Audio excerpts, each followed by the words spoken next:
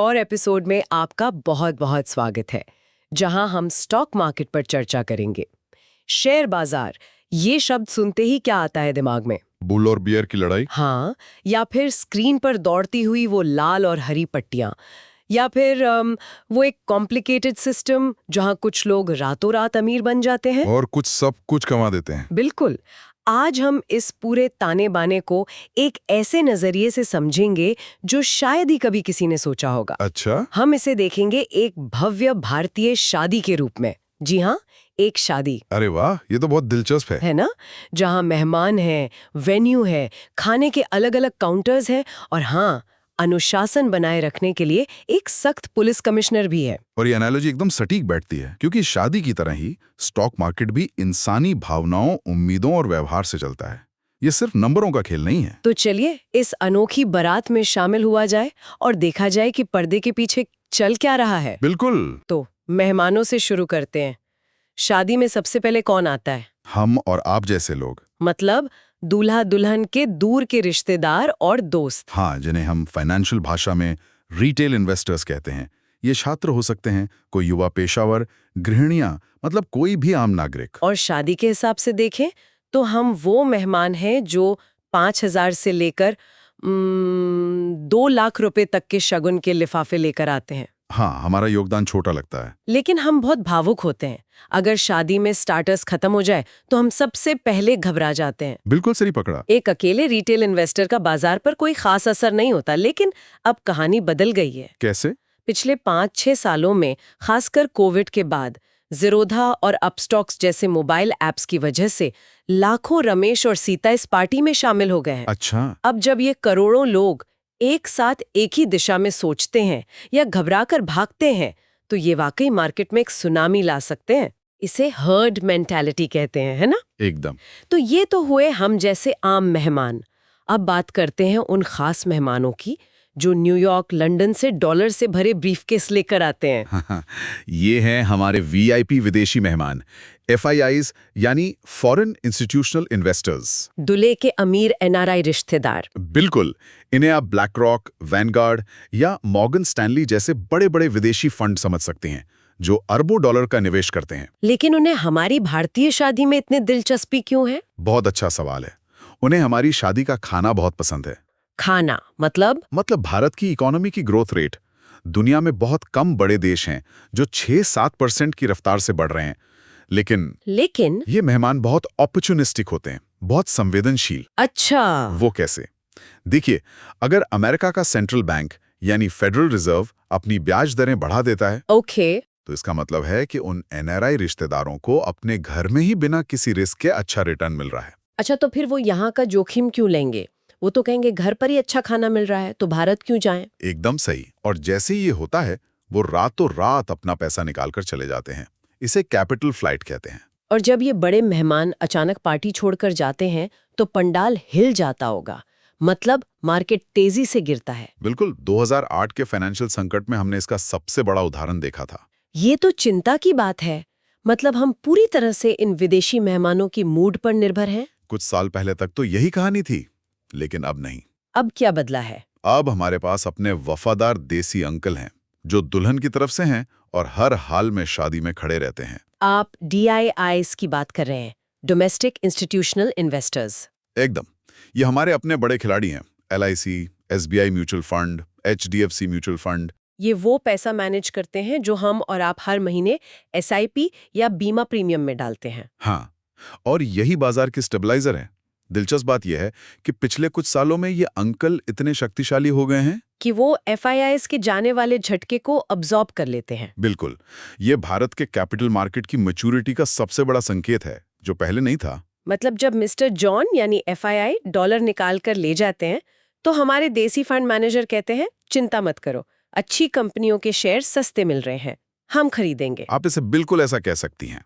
एक तरह का आत्मनिर्भर भारत वाला सीन। सही है। आज FII और DII के बीच की ये जुगलबंदी ही मार्केट की दिशा तय करती है। तो ठीक है, मेहमान आ गए, देसी भी, विदेशी भी, लेकिन ये लेन देन आखिर होता कहाँ है? जाहिर है इसके लिए कोई भरोसेमंद जगह होनी चाहिए, जैसे शादी के लिए एक मैरिज हॉल। सही सवाल। आप किसी किराने की दुकान पर जाकर रिलायंस का शेयर नहीं खरीद सकते। इसके लिए हमारे पास 2 मुख्य मैरिज हॉल हैं। NSE और BSE। हाँ, पहला है NSE यानी नेशनल स्टॉक एक्सचेंज। NSE मतलब मुंबई के बांद्रा कुर्ला कॉम्प्लेक्स में वो बड़ा मॉडर्न कांच की बिल्डिंग वाला हॉल। एकदम सही। ज्यादातर ट्रेडिंग खासकर डेरिवेटिव्स की यही होती है। इसका बेंचमार्क इंडेक्स है निफ्टी 50। और दूसरा है BSE बॉम्बे स्टॉक एक्सचेंज। ये दलाल स्ट्रीट पर एक विंटेज हेरिटेज हॉल जैसा है। ये तो एशिया का सबसे पुराना एक्सचेंज है ना, 1875 का। जी, और इसका इंडेक्स सेंसेक्स है। और इन हॉल्स के अंदर असल में होता क्या है? क्या अब भी लोग चिल्ला चिल्ला कर सौदे करते हैं जैसा हम पुरानी फिल्मों में देखते थे? हाँ, नहीं, वो सब तो अब इतिहास हो गया है। आज ये एक्सचेंज असल में विशाल टेक्नोलॉजी कंपनियां हैं। टेक्नोलॉजी कंपनियां? हाँ, इनका मुख्य काम है एक अत्याधुनिक ऑर्डर मैचिंग इंजन चलाना। ऑर्डर मैचिंग इंजन मतलब जब आप अपने फोन से टाटा मोटर्स का एक शेयर बेचने का ऑर्डर डालती हैं, तो एक्सचेंज का सुपर कंप्यूटर 1 सेकंड के 1000वें हिस्से में पूरे देश से आए लाखों ऑर्डर्स में से आपके लिए खरीदार ढूंढ लेता है। कमाल है। ये टेक्नोलॉजी लिक्विडिटी और फेयर प्राइस सुनिश्चित करती है। ठीक है, लेकिन इतनी बड़ी शादी में जहां अरबों खरबों का लेन देन हो रहा है, कुछ लोग तो गड़बड़ करने की कोशिश करते होंगे। हमेशा। तो कोई धोखाधड़ी ना हो ये कौन देखता है? यहाँ एंट्री होती है हमारे सख्त पुलिस कमिश्नर की। और वो कमिश्नर है SEBI, securities and exchange board of India. अच्छा, सेबी। आप सेबी को शादी के गेट पे डंडा लेकर खड़ा हुआ एक सख्त अफसर समझ सकती हैं, जिसका काम है ये सुनिश्चित करना कि हर कोई नियमों का पालन करे। 1992 के हर्षद मेहता घोटाले के बाद ही सेबी को असली शक्तियां मिली थी, सही कह रही हूँ? बिल्कुल, उसके बाद ही सेबी एक पावरफुल रेगुलेटर बना। इनसाइडर ट्रेडिंग, ये शब्द हमने फिल्मों में बहुत सुना है। क्या इसका मतलब सिर्फ ये है कि कंपनी का कोई आदमी पहले से खबर लीक कर दे? हाँ, वो तो क्लासिक केस है। पर सेबी की नजर इससे कई ज्यादा गहरी है। जैसे? वो अनयूजुअल ट्रेडिंग पैटर्न्स को भी ट्रैक करती है। मान लीजिए किसी कंपनी के रिजल्ट आने से ठीक पहले कुछ छोटे अनजान अकाउंट से उस शेयर में भारी खरीदारी होती है। सेबी का आर्टिफिशियल इंटेलिजेंस वाला एल्गोरिदम इसे तुरंत फ्लैग कर देता है। फिर वो उन अकाउंट्स के मालिकों और कंपनी के अंदर के लोगों के बीच के डिजिटल कनेक्शंस जैसे कॉल रिकॉर्ड्स या मनी ट्रेल्स ढूंढते हैं। ये एक हाईटेक डिजिटल जासूसी की तरह है। बाप रे, मतलब ये सिर्फ खाना चेक नहीं कर रहे, बल्कि किचन के अंदर जाकर देख रहे हैं कि रेसिपी सही है या नहीं। एकदम। इसके अलावा वो ब्रोकर्स की जांच करता है ताकि ज़ेरोदा जैसे ऐप्स आपके पैसे और शेयर सुरक्षित रखें। और ये भी देखते होंगे कि कंपनी अपने मुनाफे के बारे में झूठ ना बोले। बिल्कुल, जैसा कि सत्यम घोटाले में हुआ था। सेबी का डर ही बाजार में निवेशकों का भरोसा बनाए रखता है। ठीक है, तो अब हमें मेहमानों का पता चल गया, वेन्यू देख लिया और सिक्योरिटी का भी जायजा ले लिया। पर एक आम आदमी को कैसे पता चले कि शादी का ओवरऑल मूड कैसा है? बहुत अच्छा सवाल है। क्या पार्टी अच्छी चल रही है या फीकी है? सोचिए, शादी में 5000 मेहमान हैं। आप सबसे जाकर तो नहीं पूछ सकती कि क्या आप एंजॉय कर रही हैं? नहीं, वो तो मुमकिन नहीं है। आप क्या करेंगी? आप सिर्फ सबसे महत्वपूर्ण 30-50 वीआईपी मेहमानों से पूछ लेंगी। अगर वो खुश हैं तो मान लिया जाएगा कि पूरी पार्टी का मूड अच्छा है। बिल्कुल। सेंसेक्स और निफ्टी यही वीआईपी मेहमान हैं। सेंसेक्स बीएसई की टॉप 30 और निफ्टी एनएसई की टॉप 50 सबसे बड़ी और सबसे प्रभावशाली कंपनियों का समूह है। Reliance, HDFC bank, TCS, Infosys, ये सब। लेकिन इनके प्रदर्शन को एक नंबर में कैसे बदला जाता है? यहाँ एक सीक्रेट कैलकुलेशन है, फ्री फ्लोट मार्केट कैपिटलाइजेशन। एकदम सही पकड़ा, और यह समझना बहुत जरूरी है। बताइए। मान लीजिए कंपनी के कुल 100 शेयर हैं और हर शेयर की कीमत 10 रुपए है, तो कंपनी की कुल मार्केट कैप हुई 1000 रुपए। ठीक है, आसान है। लेकिन अब इन 100 में से मान लीजिए कंपनी का मालिक यानी प्रमोटर 60 शेयर अपने पास रखता है। वो इन्हें बेचेगा नहीं, ये उसकी तिजोरी में बंद है। इन्हें प्रमोटर होल्डिंग कहते हैं।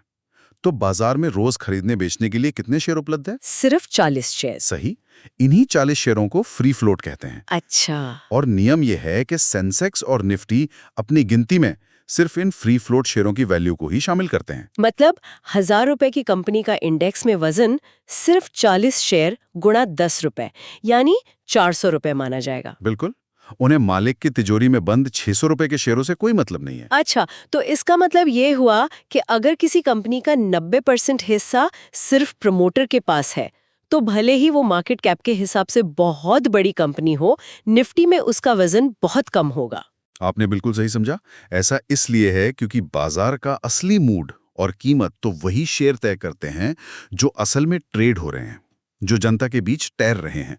इसीलिए इसे फ्री फ्लोट मेथड कहते हैं। ये तो बहुत ही दिलचस्प जानकारी थी। तो एक नए निवेशक के तौर पर जिसे दिन भर टीवी देखने का समय नहीं है, उसे रोज क्या देखना चाहिए? उसे दिन भर टीवी बिल्कुल नहीं देखना चाहिए। हाँ। ये सबसे बड़ी गलतीफहमी है। नए निवेशक शॉर्ट टर्म नॉइज पर ध्यान देकर ही सबसे बड़ी गलती करते हैं। उन्हें सिर्फ 3 चीजें ट्रैक करनी चाहिए। और वो 3 चीजें क्या हैं? पहली है इंडेक्स का ट्रेंड, यानी बाजार का आम मूड। बस मूड देखना है? हाँ, दिन में बस एक बार शाम को निफ्टी 50 देख लें। अगर निफ्टी 0.5% से ज्यादा हरे रंग में है तो मतलब वीआईपी मेहमान खुश हैं। अगर 0.5% से ज्यादा लाल है तो मतलब बाजार में डर का माहौल है। और अगर फ्लैट है तो मतलब मार्केट कंफ्यूज्ड है, कोई बड़ा फैसला नहीं ले पा रहा। ठीक है, ये आसान है। दिन में एक बार मूड चेक कर लिया। दूसरी चीज है FIID डेटा, यानी पैसे का बहाव। बिल्कुल, ये देखना कि आज पार्टी में पैसा आया या गया। हर शाम 6 बजे के बाद NSE और BSE की वेबसाइट पर यह डेटा आता है। और इसे गूगल पर FII DII डेटा टुडे लिखकर आसानी से ढूंढा जा सकता है। हाँ। तो अगर FIIs ने 1000 करोड़ की बिकवाली की और DIIs ने 1200 करोड़ की खरीदारी की, तो इसका क्या मतलब हुआ? इसका मतलब है कि विदेशी निवेशक तो पैसा निकाल रहे हैं, लेकिन हमारे भारतीय निवेशक इतने मजबूत हैं कि उन्होंने उस सारी बिकवाली को खरीद लिया और ऊपर से 200 करोड़ अतिरिक्त निवेश भी किया। जी। ये बाजार के लिए एक बहुत ही पॉजिटिव संकेत है। लेकिन अगर दोनों बेच रहे हैं तो ये चिंता का विषय है। और अगर दोनों खरीद रहे हैं तो समझिए पार्टी टाइम है। हाँ, बिल्कुल। बहुत बढ़िया। और आखिरी चीज, आपने शुरू में खाने के काउंटर्स का जिक्र किया था। हाँ, तीसरी और आखिरी चीज है सेक्टर परफॉर्मेंस। मतलब शादी में जैसे अलग अलग खाने के काउंटर्स होते हैं, वैसे ही बाजार में अलग अलग सेक्टर्स होते हैं। कभी कभी पूरी शादी खुश होती है, लेकिन हो सकता है डेजर्ट काउंटर खाली हो। इसी तरह हो सकता है पूरा निफ्टी ऊपर हो, लेकिन IT सेक्टर की कंपनियां अच्छा प्रदर्शन न कर रही हों। एकदम। बैंक, ऑटो, फार्मा, IT ये सब अलग अलग काउंटर्स हैं। इनके अपने इंडेक्स होते हैं, bank Nifty, Nifty IT, Nifty auto. इनको देखने से क्या पता चलता है? इनको देखने से पता चलता है कि पैसा कहाँ जा रहा है। अगर निफ्टी ऑटो 2% ऊपर है, लेकिन निफ्टी IT 1% नीचे है, तो आपको साफ पता चलता है कि निवेशक कार कंपनियों को लेकर उत्साहित हैं, लेकिन सॉफ्टवेयर कंपनियों को लेकर चिंतित हैं। वाह! तो संक्षेप में, बाजार एक जुआ घर नहीं है, बल्कि यह हमारे देश के बिजनेस और इकोनॉमी का एक विशालकाय प्रतिबिंब है। बिल्कुल। हम जैसे रिटेल निवेशक अपनी बचत से पूंजी प्रदान करते हैं, FIIs और DIIs बड़ी पूंजी लाते हैं, NSE और BSE मंच प्रदान करते हैं, सेबी भरोसा सुनिश्चित करता है। और सेंसेक्स निफ्टी हमें हर दिन का स्कोर बताते हैं। ये एक पूरा इकोसिस्टम है जो मिलकर काम करता है। इसे समझने के लिए किसी रॉकेट साइंस की जरूरत नहीं है, बस थोड़ी सी समझदारी और भावनाओं पर काबू रखने की जरूरत है। जाते जाते श्रोताओं के लिए एक सवाल छोड़ते हैं।